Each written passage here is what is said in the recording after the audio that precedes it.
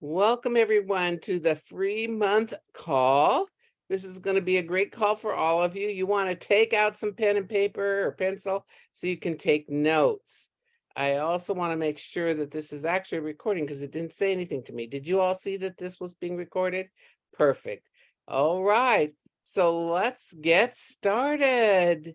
Tonight's call is about taming toxic behavior. How to redirect negativity for a more productive result. A more productive result in life. How to have more fun. How to have more joy. How to let go of the negativity that's around us. Today we have more, anxiety and anxiousness and depression and all the things that are going on left over from COVID that are taking place. I just think if everybody could just have more joy in their life and look for more joy, it'd be a whole lot more fun for everybody. So what does negativity look like or sound like? Because there's two different things, but I put look like first. If you've got any thoughts on that, please type it into the chat box. Welcome, Cindy from Indianapolis. Glad that you're here. Thank you for coming along. Anybody else want to type? What does negativity look like to you? You maybe had somebody in your life that was this way, and that's why you decided to show up on this call. There are lots of thoughts about negativity. How does it show up, sound like, look like? Judgment is one thing. Leaning back, like, unhappy. So body language shows up a lot with body language. Crossed arms, yes. Although it could be you're cold or you're just trying to move. Focusing on what's not happening versus what is. Always glass half empty, stuck, whining. Oh, yes, all those are true. Anger, criticism, self-doubts, limiting beliefs. Sees the worst in most things, and they talk about that a lot. Lacking eye contact can show some negativity, or it can also show lack of confidence. Frustration or frustrating, angry face, or non-emotional face, just not showing, like, I don't care, whatever you have to say. Lots and lots of people that are very negative show up with a problem and no solution. Aggressive. Thank you, Mary, for coming in from the Olympic Peninsula. A lot of Washington people today. Passive aggressive, very true. I'm writing hints on how to help my own selling anxiety and what happens to me, an increase in rude, negative responses from people when I'm trying to start conversations about my product or business. We'll come back to that. Thank you, Marnie. Copy that and bring it back to me when I get on that slide, because I definitely want to address that. Unhappy. Negative people generally aren't happy people, and they show up. So we all kind of have an idea of what negativity looks and sounds like. So we must have had to deal with it at some time. So what are the behaviors of a negative Ned or a negative Nellie? We got a lot of behaviors that maybe aren't serving us again. They can be overly competitive. I'm kind of competitive, especially in games or sports, but when you're overly competitive, you have to win at all costs. Condescending is another word. Good word there. Thank you, Bernadette. Looking for what is wrong in the world and with you and with everything else. Blaming behavior. Definitely blame and point the finger at everybody else. Sometimes they'll shame themselves, and many times they'll justify why they can't. They live below the line. That's what that's called. Complaining with no solution. They just keep complaining about things. They gossip. Victim mentality. Blaming behavior, very true. Victim mentality. They gossip a lot. By the way, when people come to you with gossip, if you engage in it, you keep it coming. And they say, she likes that. So when people come to you with gossip, do not engage in what that is. All that does, it's like a cancer in an organization. Just stay away. Excuses all the time. Learned helplessness. They feel that their life is out of control sometimes. They don't mean to be negative. They just aren't sure how to get out of there. And it's tough to do it by yourself. So we're going to talk a little bit about that today too. Um, it finds fault in everything around him. Finds the company's problem. They look at their leader. You're easy to blame. So they'll blame you for everything that's going wrong, but really they haven't even gone to work. They've been thinking about work, but they haven't gone to work yet. So we all know a negative Ned or a negative Nellie. They're not our favorite people, but they're around us. And we're in a business with a volunteer army. So we're going to come across those people. We just want to learn how to best deal with them so that they don't take us down that hole and deep, dark tunnel that they've chosen to stay in. So how do you deal with negative people and situations? A lot of different little techniques that you can use. First of all, don't go to battle with them. They are right fighters. They are out to win. And if you engage in that battle, all it's going to do is get worse. It doesn't go away. Learn how to give compassionate feedback. That's a coaching skill, and it's not an easy one to learn. And many of you on this call have been in our coaching schools. But if you don't learn to give compassionate feedback, you store stuff like a chipmunk and you save it up. And then all of a sudden, you become the negative Nelly and blast somebody. So the skill of compassionate feedback, first hint, it comes with permission. You give it with permission. Now you don't say, can I give you some compassionate feedback? You really need this. No, may I share something with you that I've observed? May I share something with you that I've noticed? Very few people say no to that. And you want to give it in bite-sized pieces. You have to see the capacity of the person. There's a lot of points of how to do that, but once you learn it, it is so freeing. You don't have to store things up and you don't go through life with this big old burden hauling rocks on your back. Setting boundaries for yourself. Learning to set boundaries. What are you going to allow to happen? See, I don't care to have people yell at me or scream at me or cuss at me. And people are very clear that that's not going to get them anywhere with me. So that's a boundary that I have. I went to work with this big consulting firm 30 years ago or so. And they said, well, Nicki, is there anything that would be a deal breaker for you? And I said, well, actually, I can deal with anything. I just really don't like people to scream and yell at me and cuss at me and so on. And I came around the corner in this office and there was somebody said a SHIT word and they all just panicked like I was going to fall apart. And I said, trust me, I'm fine. You weren't screaming at me. It's okay. So they kind of took it over with how they were thinking about that. But anyway, so be a person that brings solutions versus problems to people. Learn to ask questions to get to the root of whatever that situation may be. We want to give people time to have elevated thinking, to think at a higher level.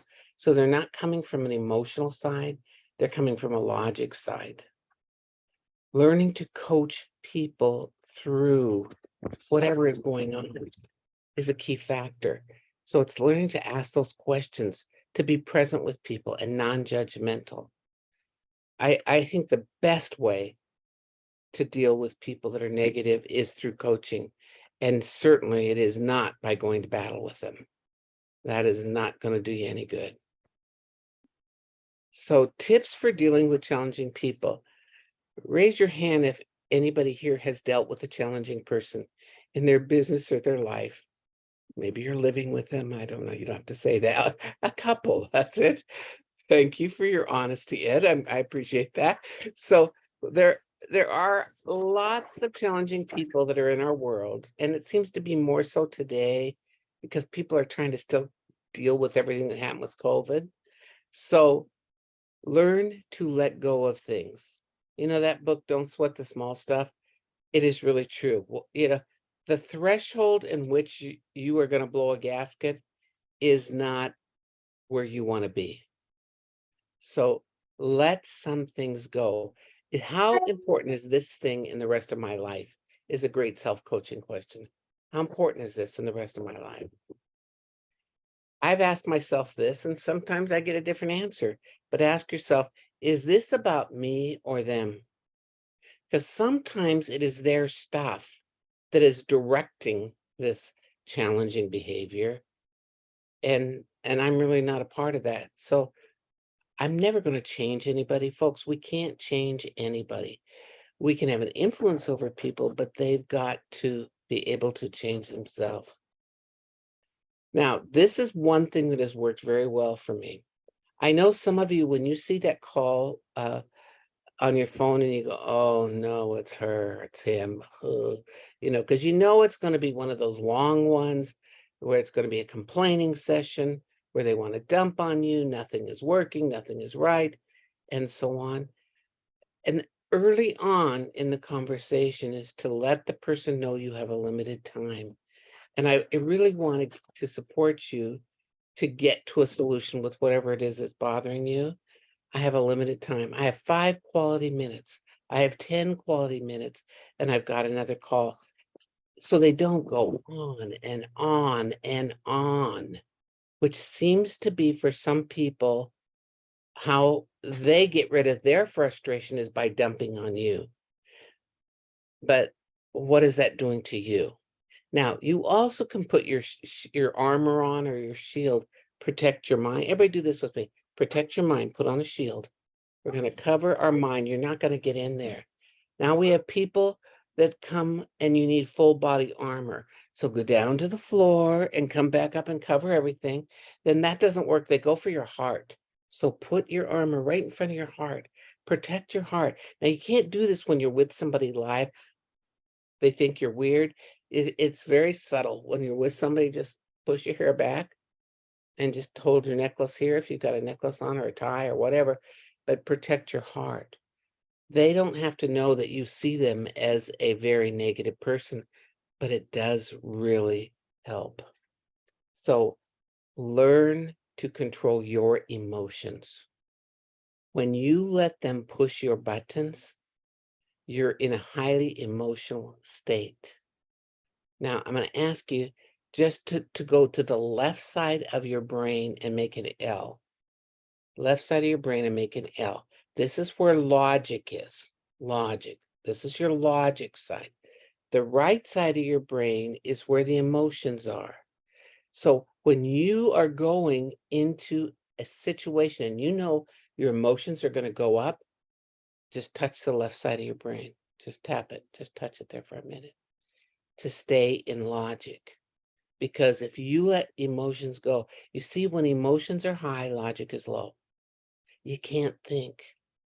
And I learned this from my dad. He goes, Nicki, when your emotions are taking over, people can run circles around you. When you're in logic, you can outthink anybody. That was an important lesson for me. So don't let people push your buttons. Stay in logic. And the drives the wheels here. Now, learn to use your breath. Breath can get you into logic, gets oxygen into your brain, can help you to get into logic. Now, that doesn't mean you're going to close your eyes and go at the person. All you're going to do is take a breath in, and it's subtle. They don't know. Breath in, hold to the count of 4, and breath out. That breath is going to get your heart slowing down and get your mind reactivated. Use breath to control your emotions. Because if you get into a shooting match with this person, I'm just going to tell you, nobody wins. Nobody wins. And what they say is, breathe in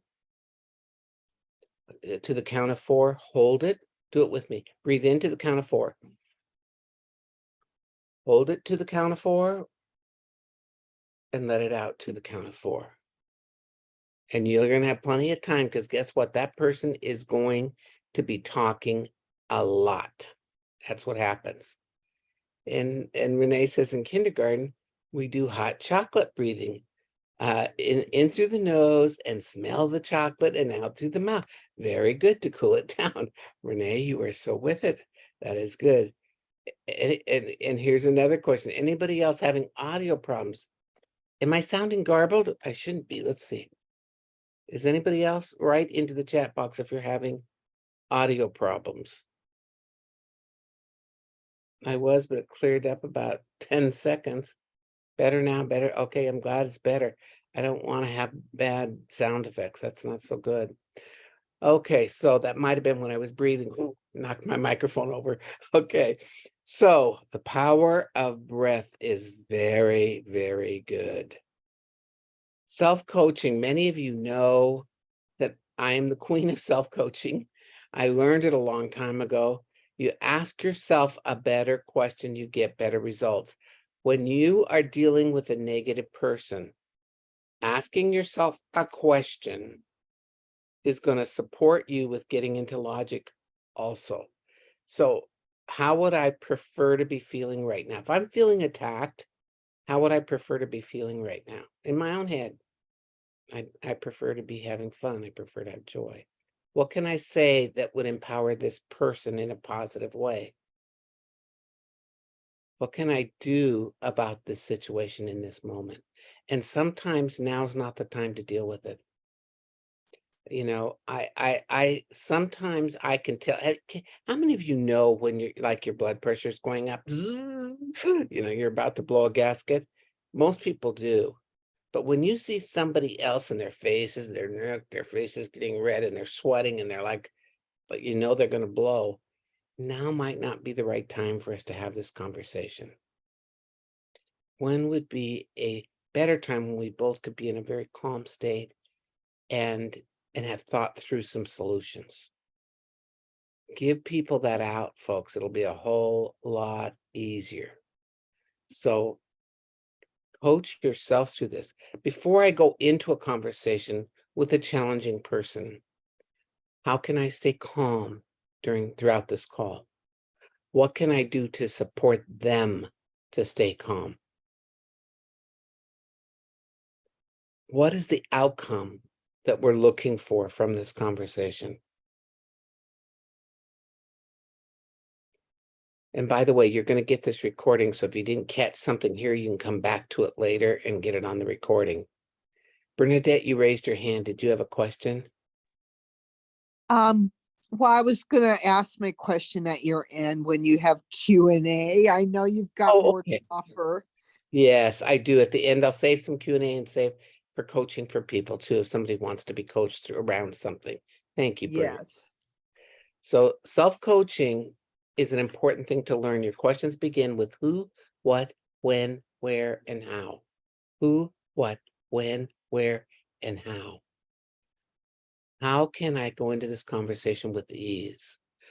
What would be the three key points that I would want to make during this conversation to create more peace? Without any kind of conversation, when you've got tension with somebody else and you don't set up a conversation with them, it doesn't go away. It might get buried for a little while, but it's going to come back. I'd rather have it get handled and put it behind us. I don't know about you, but self-coaching is a big skill, and we teach that in our level 1 coach school. So use Enlightened Vocabulary. This is using vocabulary with people and yourself. So when you say I hate something, it's really a better term for you is I prefer this. I'm really pissed off. Certainly you don't want to tell the person you're having this disagreement with, I'm really pissed off at you. Just that word is such a spitty word. I'm pissed off. I'm a little disenchanted at this time. That's a very different feeling for you because enlightened vocabulary either empowers or disempowers. Enlightened vocabulary empowers people. When people don't use enlightened vocabulary, many times it's disempowering to themselves and to the person that they're talking to. So I can't. And enlightened vocabulary, the empowering would be, how can I? So how can we find a resolution here? What would a good resolution be? And be careful with I am statements. I am this, I am that, I am angry, I am frustrated. Because when you're saying that, whatever you're saying after that follows you. It like sticks to you like glue. So be careful with I am statements. You can have empowering I am statements. I am creative. I am looking forward to finding a solution. I am excited about the possibilities. Those are good statements, but the I am that this could follow you might not be a good one. So, and some people look at when you say, I am frustrated. The first thing they think of, well, why are you frustrated with me? I didn't do anything. So be careful. That's why this next slide is about a contrast versus clarity statements. And this is a very different thought for most of you. So let's look at this one. We don't want to use contrast statements, particularly when we are in a difficult situation with somebody. We want to use clarity statements. So what's the difference? We want to be clear. We want to use accurate terms. We don't want to be unclear. So no problem.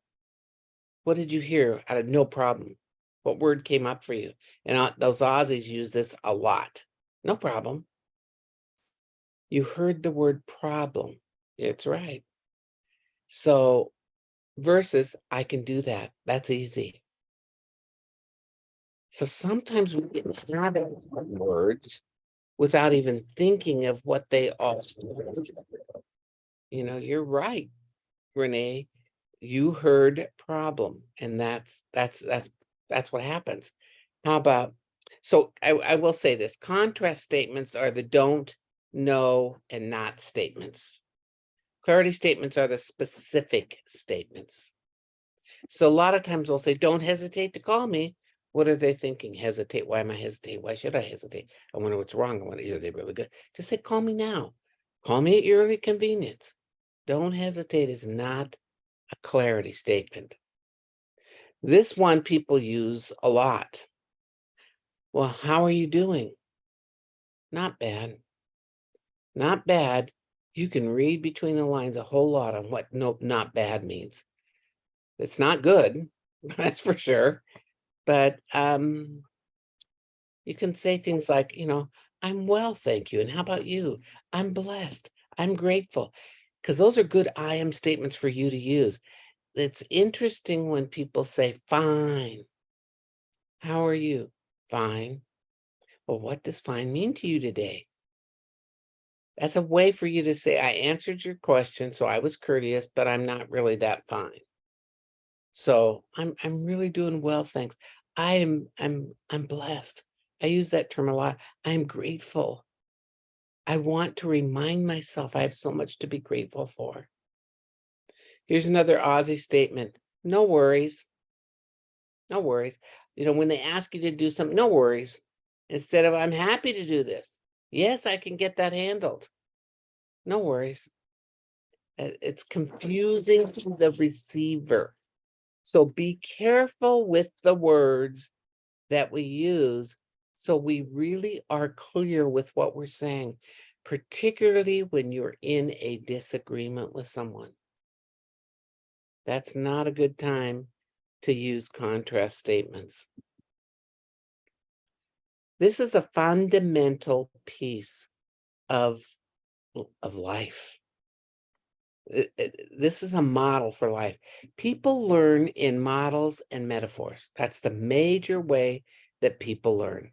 So we use a lot of models in all of our teaching. This is called the thought model. Thoughts are the most important thing we have.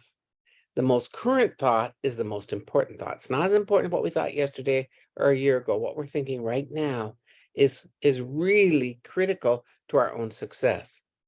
Thoughts lead to feelings. Thoughts lead to feelings. People move to action based on emotion. Based on emotion. So just know whatever you're thinking, a feeling is going to follow that. Feelings lead to action or inaction. We're either in action or we're not. Inaction. If I didn't feel good about what I was thinking, I'm probably not going to take action. Action or inaction leads to results. Good, bad, or ugly. They come from the actions that we're taking. But you see, it all starts with our thoughts. People who can manage their thinking can manage a lot of things. Most importantly, all relationships. Thoughts are the most important thing we have. So I can reverse my thoughts. I can feel differently.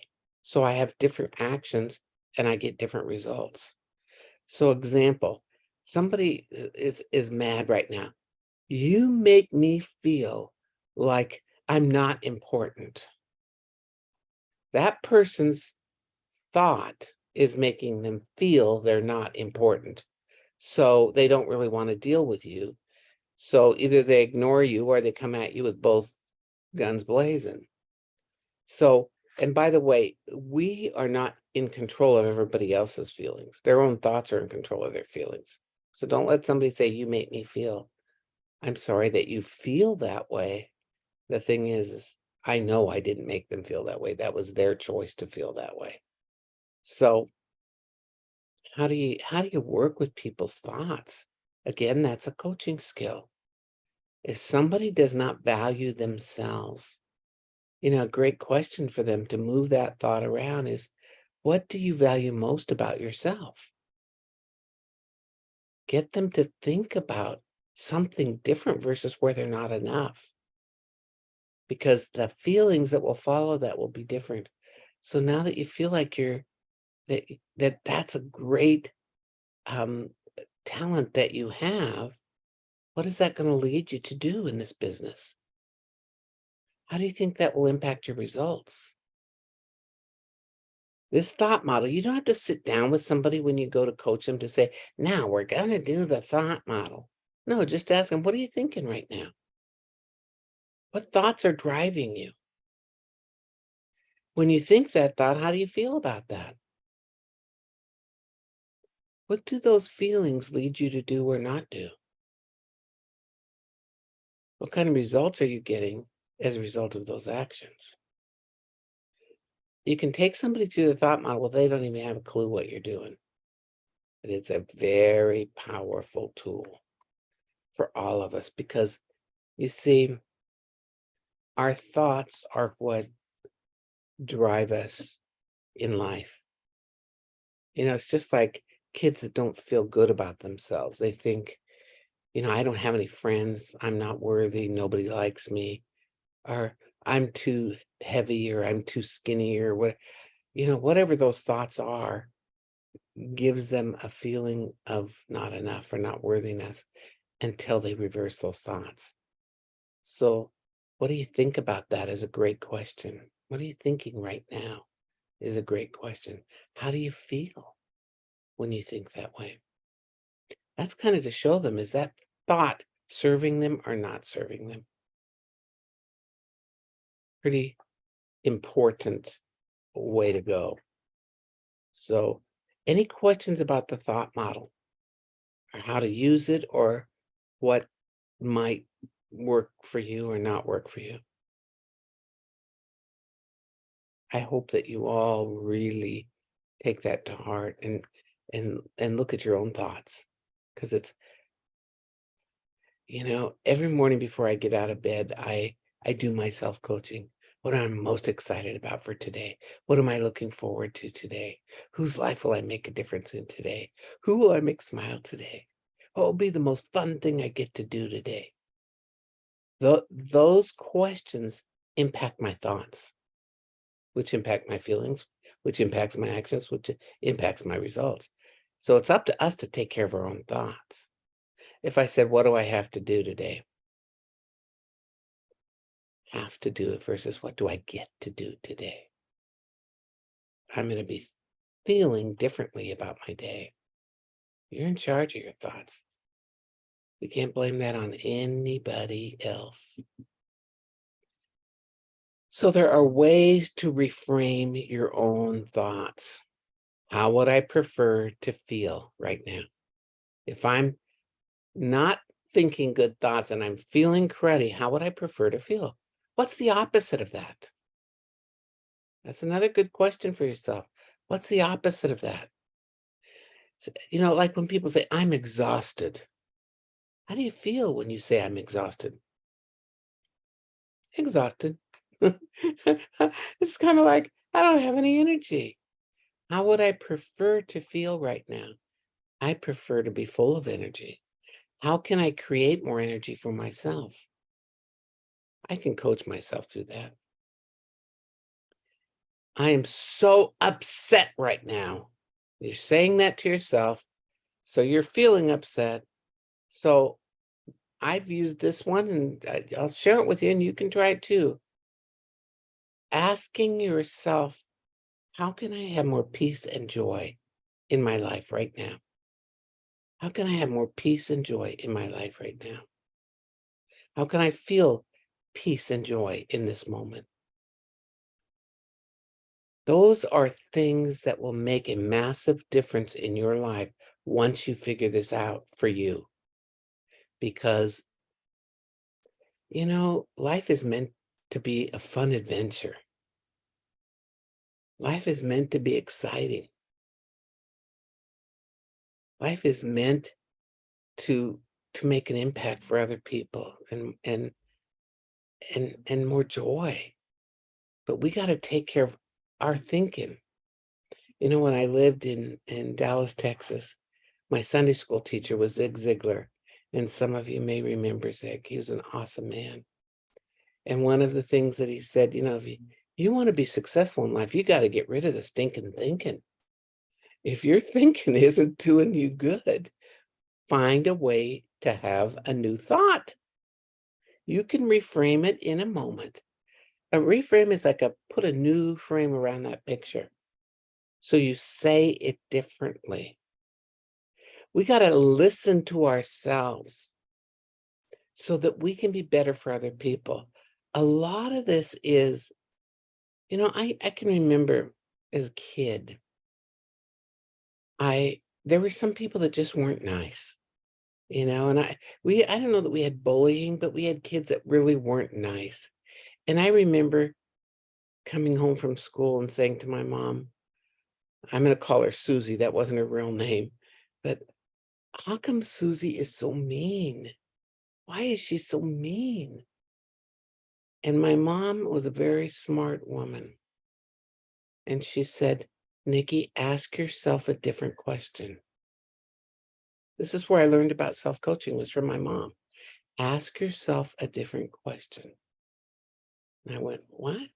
She said, when you ask, why is she so mean? You give yourself the answers. And those answers aren't going to help you.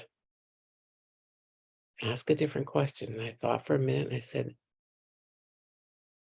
how can Susie see good in people? And how can I not take it personally, what she says? Because it isn't just me. She's like that with everybody. I mean, so that's how I learned about self-coaching, was from my mom. She didn't call it that, but that's how I learned it. And what I discovered was, wow, I can shift my own thinking and also shift theirs and have better results in life. And what I realized for that friend was she really didn't feel good about herself, so she found fault in everybody else. And I worked with her to become kinder to herself. And it was interesting how she became kinder to other people. So We're in charge of our own thinking. And we don't need to have other people dump on us and take whatever they're saying as the truth. That might be their opinion and may not be the truth. So is this perception or truth? That's a good way to evaluate things. That's called a distinction question. Is this their perception or is this the truth? Because sometimes it really, it isn't our truth. So just think about that. So I've covered a lot of different things tonight. And after I do a couple more slides, we're going to take time for anybody that has a question on anything that I said, or if you really are looking for some coaching around how can I get through this situation with this person, or how can I see this person differently, or how can I become a kinder person or less drama in my life. One thing I forgot to say, create a no drama zone. I have a no drama zone completely around me. That drama doesn't come into me. It may be around me out there, but it doesn't come into me. I don't know if that was because I was in a big family and with a lot of girls going through puberty. I mean, there's drama. I'm just saying. So I learned how to not let their stuff become my stuff. Yeah. So what's next? There's a class that's coming up. It's Coach Approach for Sales and Service. This is like an entry into coaching. You're going to learn some of the skills from coaching, not all of them, but you'll learn some of the skills, and they will support you in your sales or service business. The sessions are going to begin May the 9th. It's $299 or 2 payments of $150 each. Here is the logo, or here is the link. If you lose that, just go to dswa.org/events. Many of you have already taken level 1, level 2. Some of you have gone through certification. This is a good class to come back to because it's from a different angle. It's really about how do you use coaching in your sales and in working. It's not about coaching your team. It's about using that approach in your sales, whatever you're selling. So good thing for everybody. I really am inviting you to join our community. You can take a picture of this. We'd love to have you be a part of DSWA. Get signed up for our newsletter. To be a member is only $8.95 a month, and you get a new video every Friday of every week that comes on our app. So take the time to see what's there and join us. We'd love to have you be a part of that. Now I am going to stop share, and I want to make sure that if there's anybody that has a question, Bernadette had her hand up first. So Bernadette, I'm going to go to you first. Oh, yay. Andronette's here too. Thank you. Hi, baby. Okay, Bernadette, what is your question, or what would you like to be coached about? Yes, my question is, Nicki, I'm new at sponsoring and I'm new at training my new sponsorees. And I only have 4 on my team, but I I'm recruited going to stop you. I'm going to stop you just 1 minute. only. Well, only. I only, that diminishes you and the value that you bring. Learn to eliminate those disempowering words. I have 4 on my team. I I have already 4 have. on my team. Thank you. Okay. So I recruited a woman that I didn't know. She just saw me on Facebook, was attracted, signed up immediately, and then immediately started having drama. My daughter's suicidal. This is happening. That's happening. I said, the good thing about direct sales is you can focus on your family and then come back to it when you're ready. So that's a good thing about direct sales. I said, I'll be here for you. Is there anything that I can do to support you? Well, I have an event coming up this weekend. She was gonna attend, and now she's got all this stuff going on. I don't know if I should reach out to her again, or I don't want to be her counselor. So I have to set boundaries. Any advice? Thank you for that. This is not unusual. So, Bernadette, you're right. You cannot be your counselor. Coaching is not counseling. It's a very different skill set. Counseling has a lot to do with the past. Coaching has from today going forward. Very different. So if she gets in the habit of utilizing you as her counselor, you're going to put in hours and hours and hours of time, and I don't know that it'll go anywhere. So asking her, what would you like to do with your business? What would bring you joy around your business? What can you do with your current circumstances? How much time do you have to commit to your business? Anything to keep bringing it back to the business. Doesn't mean you don't care. I understand you have a lot of things going on with your family. What do you have control over and what do you not have control over? Asking her that question, because sometimes people feel like they got to control everything that's going on in their family, and they can't. But if she's coming to you to fix it, coaching is not about fixing people. They're not broken. They're whole and complete as they are. So we want to give her a shot at getting out of all these circumstances. So if you invite her, just say, I know you have a lot of things going on. How important is it to you to move forward in your business and still be able to handle what you have going on at home? And she might say it's not important at all. You know where you stand. Anyone Thanks. else that's been through coach school that has a comment for her or a thought?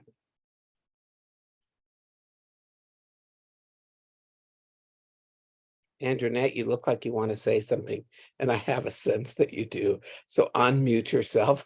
Go ahead. Promise I was not, I was taking it in. Okay. Yeah, let me think on it. Or somebody else, Cindy, Renee.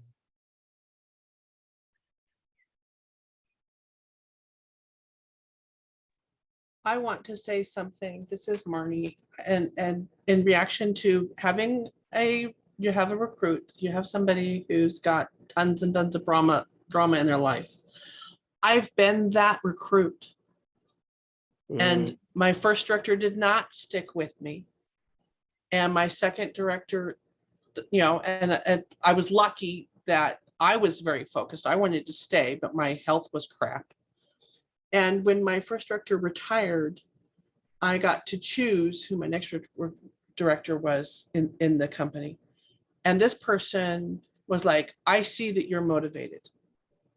So let's just keep you active, and let's support you like we're your family, like we're your sisters and your cousins, and we'll just support you in your cancer battle. And when you're ready to come back and be in the business, that's what we'll be. And so she put the focus on me and made me decide what was going to be done, because she wasn't going to be coaching me to do business if I didn't want to hear it. So having been at that end of pressure, and then, well, let's focus on what matters to you is your health and your new kid. And oh, now you have cancer. So Bernadette, my suggestion is really listen to how Nicki said, you're coaching, you're not counseling. Listen to what she said earlier in this talk about give them opportunity, give them openings, because a lot of people already know inside themselves what is the right thing. And Nicki has many different ways of saying that. But that's part of what she wants us to learn, to be open to the person that we're listening to, rather than tell them what we're feeling. Did I get that right, Nicki? Yeah, heart-centered listening is the most important coaching skill you can learn. How to really listen to people, to understand. Listening to understand. Thank you for your thoughts on that. Renee wrote, I'll just echo setting boundaries for yourself and your recruit. the best way to serve and support her is to redirect her to finding people who can truly help with those aspects. And that is referral, referral to a counselor, referral to a therapist, if you know anybody, or who does she know? Who do you know that could support you in that? I'm your business coach. Who do you know that could support you in those areas? Is a great way to do that. Here, just different roles with different expertise. Example, I'm a great teacher, but I can't help you with your plumbing. Very good point, Renee. I can probably direct you to others to find them. So good. That's exactly. We aren't going to be everything to everybody, but we also can't take on everybody else's problems as our problems. Andronette, did you decide you wanted to share something or not?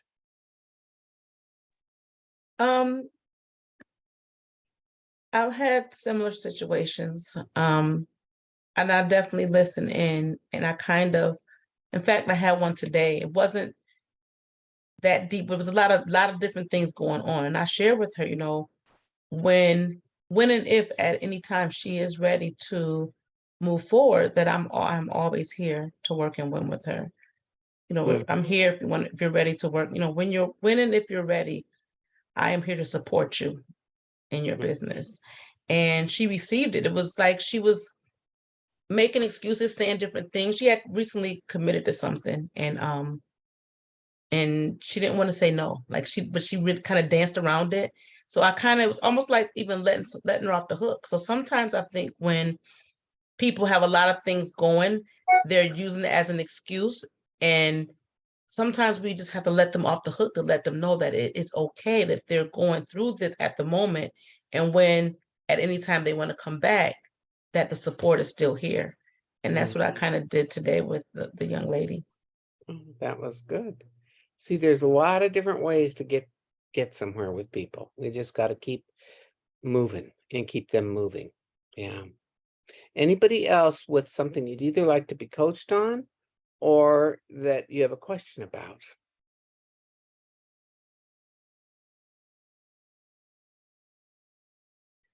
Cindy? Yes, got to unmute.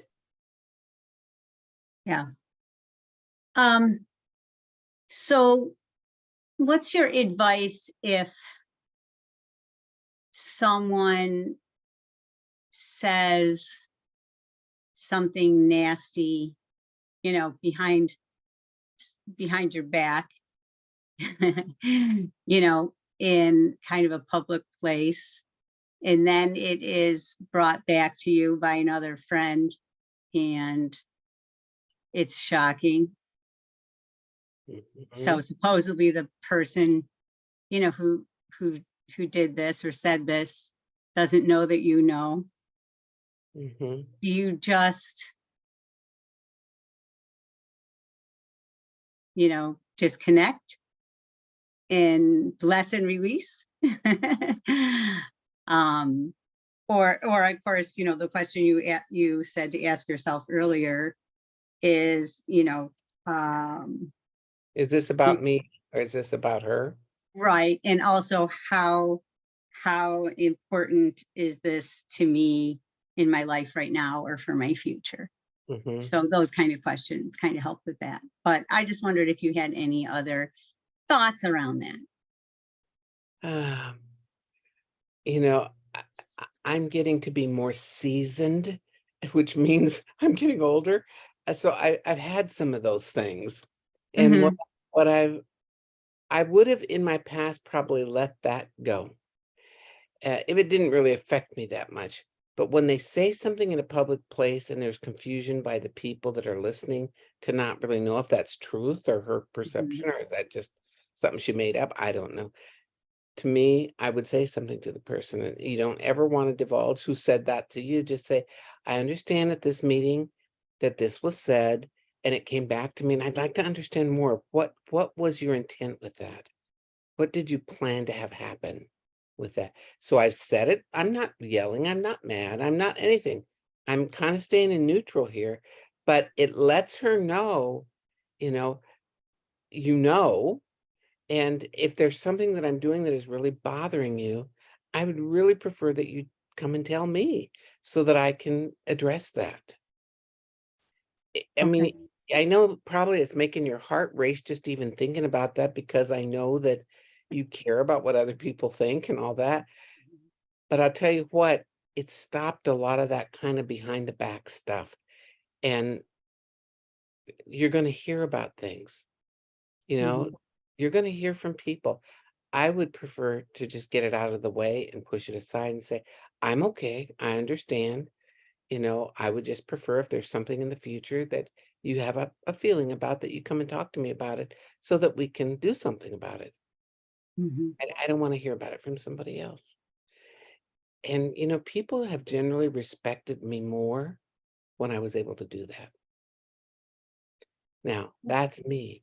You get to address it however you choose to, you know, and, but most people, I'm just going to say, when you sweep things under the carpet, you have a carpet with a great big old mountain under it. Mhm. It's not gone away. It's still there. And don't be surprised when it happens again, Mhm. because you haven't addressed it. Good advice. Uh, Thank you. so that was not coaching, folks. Oh, That was advice. Exactly what you said. You asked me for that. Okay, anybody else that would like to be coached on something, or that you have a question about? I might go, Nikki, if that's okay. Yes, Anna. Sorry if I'm looking at different directions. My monitor on my laptop's not working, so I'm using my son's big screen in the that's back. But I'm actually from Darwin, Northern Territory, Australia. Yes, Most I of got you, that. oh, you did? Yeah. Oh, from my talking, yeah, sorry. So my branch manager suggested this for me to attend. So I'm a team leader. So I work for, well, I have a beauty salon, but I have two businesses, Thermomix. So our passion is to share, you know, what this machine does, and, you know, with the cooking inside of things. So I am a team leader. I currently have 12 ladies that I am responsible for. And just over the last few months, May I stop you there? Because yeah, every time when I can catch somebody in something, it helps everybody so that they know what you yeah, said is you are responsible for. I want yeah, everybody to get this. You are not responsible for the success of anybody else. You have responsibilities to train, to coach, to lead by example, but you are not responsible, because see, when they leave, we then, part of us goes with them because we felt responsible for their success. So that I work with, I have 12 ladies that I work with. I have 12 ladies that I train or coach, or okay. just please really remove I'm responsible for them. Okay. Okay. What was the word you used? Not Um, responsible. I'm not, I work with, I Work with. train, Yeah. so many people on my team, anything else Yeah. besides that being responsible. Okay. So there's this one lady when she first started. So there's a protocol and steps you have to go through to get to a team leader level. So as a consultant, you know, there are steps you do. Now, she wanted to be a team leader from day dot. And that's not how our system works. And ever since then, there's not been a true connection between us. Now, she, in the last few months, has, you know, her actions and what she says and what she's doing has caused a little bit of a divide in the team. And to the point where one of my consultants has left, and some are, you know, not happy with some of the things she's doing and that. So I, to the point even myself, I've even considered quitting because how she's made me feel, and, you know, be disrespectful and that. And I'm just at the point, yeah, I'm at a loss because I hate confrontation, and I'm not used to dealing with people that are sort of mean, and yeah, I just don't know how to deal with this person. Mhm. Yeah, So that's this is sorry. that no, that's okay. All right. I can tell that this is really bothering you, and you care. You really care, which is a beautiful thing. So, you know, is she disrespectful to you and others, or is it? Uh, me, and I guess she just is putting herself first above other people, and yeah, I just don't know how to yeah, approach or even talk about it with her. And yeah, I'm Okay, just not used to dealing with people like that. I know, but it's not gonna go away on its own. No, and yeah, and yes, I've This is gathered that fine. from this session with you. Mhm. Yeah, so you can't just leave it. So I've learnt from just the session today that I'm going to have a chat with her. Yeah, I'm Mhm. just not sure how to go about it. Okay, there is whoever is above you, have they been to coach school already? I presume so, yes. We've had thousands and thousands of people from your company come through.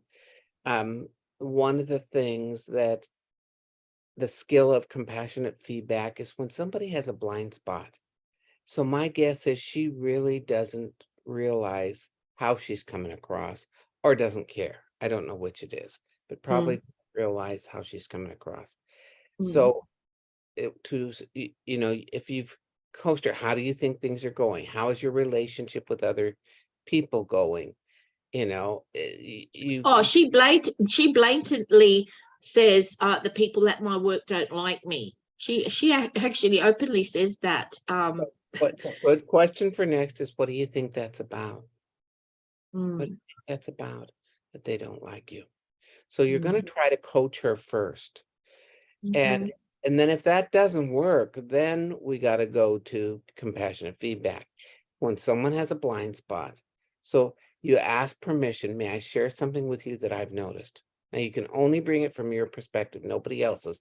Can't talk about Yeah, how with other people, it's only from you. yeah. I have noticed that from time to time, an example last Thursday at the meeting, when you said whatever rude thing she said, Mm, um, I don't think that put you in a good light to myself. I know it didn't to myself, but I don't know about the others. How else could you have handled that? So then you go right back to coaching. So you state the specific thing briefly, mm-hmm. and you have a specific example briefly, and Yeah. then you go back to your coaching. But if you don't, this is how I felt when that happened. If you don't say that, she thinks it's okay. And maybe even saying, what you had said to me was that the people at work don't particularly like you. Mm, How do you think they feel when you say things like you did to me that day? mm. Yeah. So Okay. really go back. There's somebody in your organization somewhere that has the Build a Big book and the More Build a Big book and the workbook. Ask if you can borrow. Ask if you can Okay. borrow and read the coaching chapters. That will be a very good start for you. Or if you Mm, can take this upcoming class, that will be a very good start for you. But if you don't address this with this person, it is hurting you and it's yeah. hurting people on your team. Yeah. And it's like a cancer, not a good thing. If you don't address it, it won't go away. Yeah. That's the message I'm getting from this session today. I'm So so thank happy. you. Who invited you to the call? My branch manager, her name is Julianne Allen. Uh, She's in, yeah, she's, Glad she invited you. All of you know you can invite your whole organization to this. You don't need to be a member of DSWA. It's open to the public. So always invite your team so you're all on the same page. It's really a really good idea to do. And I don't think that I addressed, and I don't know if she's still here.